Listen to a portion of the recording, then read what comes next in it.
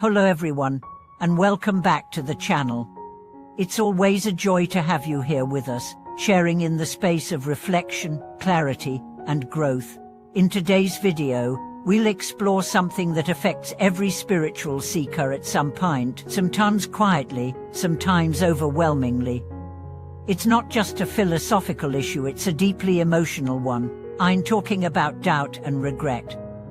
What do these two states arise on the path? Are they obstacles to be removed, or could they be hidden teachers pointing us toward deeper wisdom? We often imagine spiritual practice as a smooth ascent, an upward climb from confusion to clarity, from pain to peace.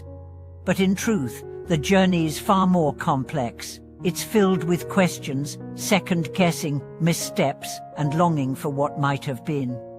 Doubt and regret can feel like weights on the soul. They can paralyze us, confuse us, and leave us questioning everything we once believed. But what if these so-called burdens were actually invitations? What if they were not signs of failure, but signs that your consciousness is ready to evolve? To begin, let's understand what doubt really is. Doubt is the mind questioning itself. It's the heart searching for certainty. In Buddhist teachings, doubt vikikisisi is often classified as a hindrance, a state of indecision that prevents us from engaging fully with the practice. But not all doubt is created equal. There is destructive doubt, which pulls us away from truth. And there is constructive doubt, which drives us to seek truth more deeply. Destructive doubt is the voice that says, "It will never work, you're wasting your time," or "You're not good enough to walk this path." It's the kind of doubt that arises not from wisdom, but from fear. It leads to withdrawal, apathy, and eventually despair. Constructive doubt, on the other hand, sounds more like, what is really true? Am I seeing clearly? Is there more I need to understand? This kind of questioning, when held with sincerity and patience, becomes a flame that lights the path forward.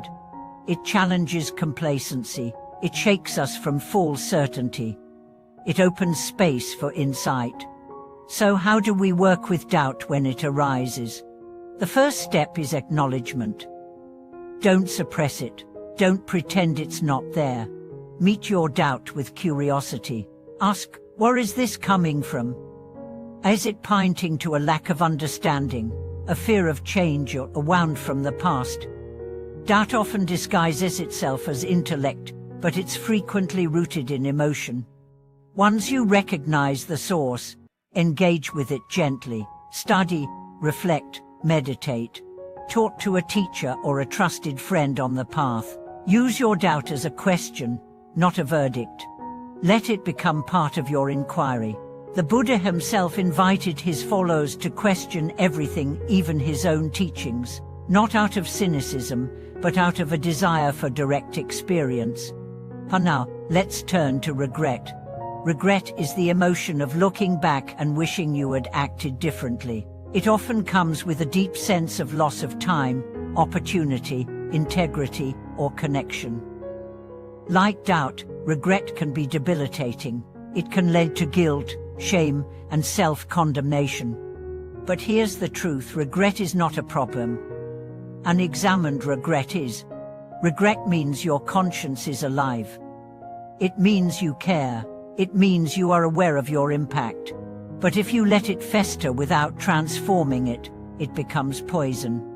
The key is to convert regret into responsibility, and responsibility into action. Ask yourself, what can I learn from this? What would I do differently now? What needs to be healed, forgiven, or released? In many Buddhist traditions, regret is the first step in purification.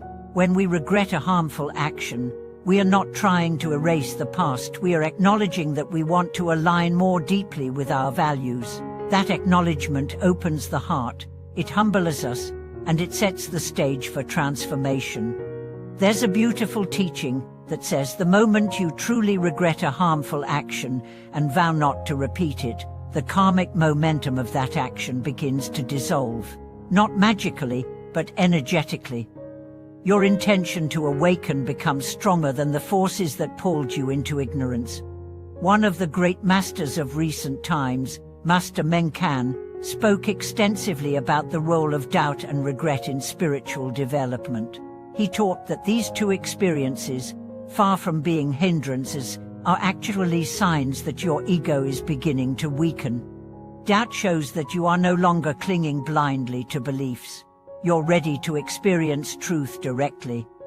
Regret shows that you are no longer numb to your actions. You're beginning to feel the sacredness of life.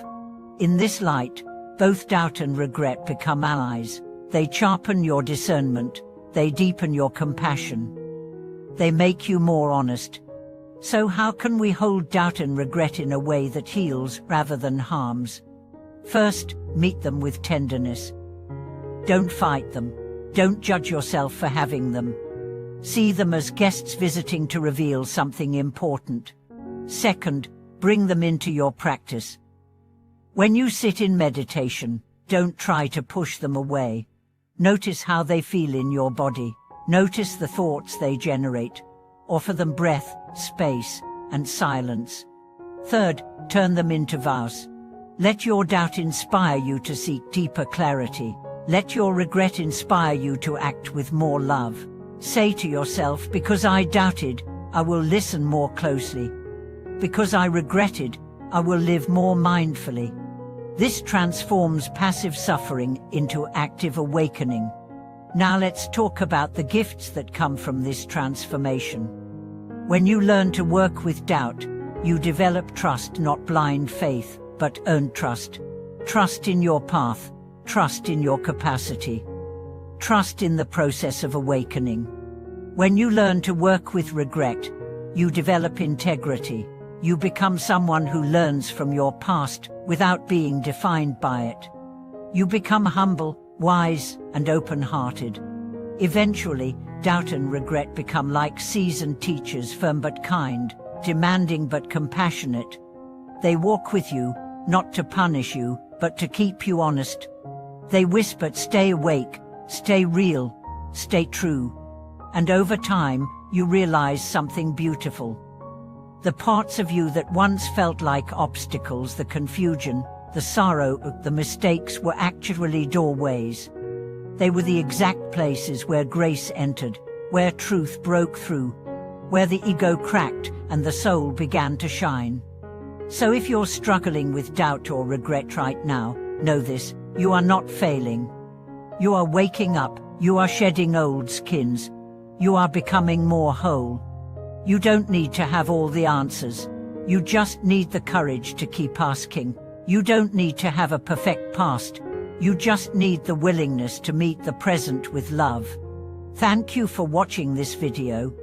If this message resonated with you, please like the video, subscribe to the channel, and share your reflections below. Your voice might be the encouragement someone else needs today. Keep walking, keep questioning, keep growing. I'll see you in the next episode.